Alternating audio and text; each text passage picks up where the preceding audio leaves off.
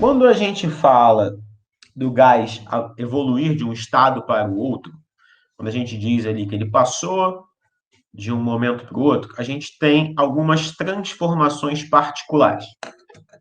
O que são transformações particulares?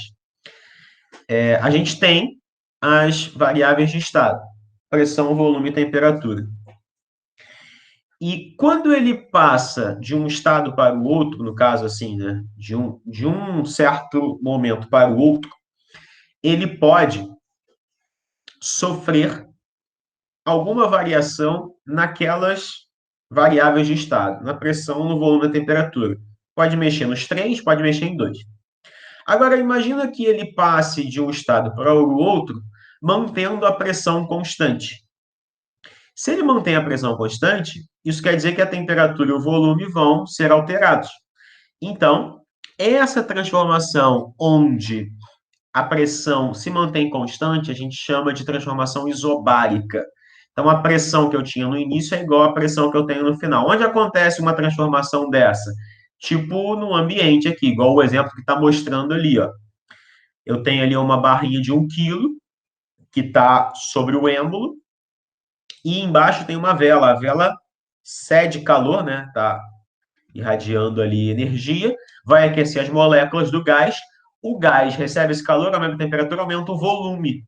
Perceba que volume e temperatura são grandezas diretamente proporcionais. Eu mantenho a pressão constante, se aumenta a temperatura, aumenta o volume. Então, se você observar esse primeiro gráfico aí, ó, que a pressão fica constante, o volume vai aumentando e a pressão se mantém constante, ela não muda.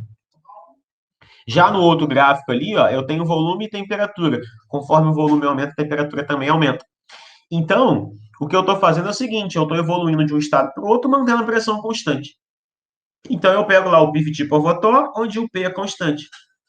Ou seja, cancelou os P's, vai ficar V1 sobre T1 igual a V2 sobre T2. Ah, é mais uma fórmula? Não, é a mesma fórmula. Só que eu estou cancelando as pressões.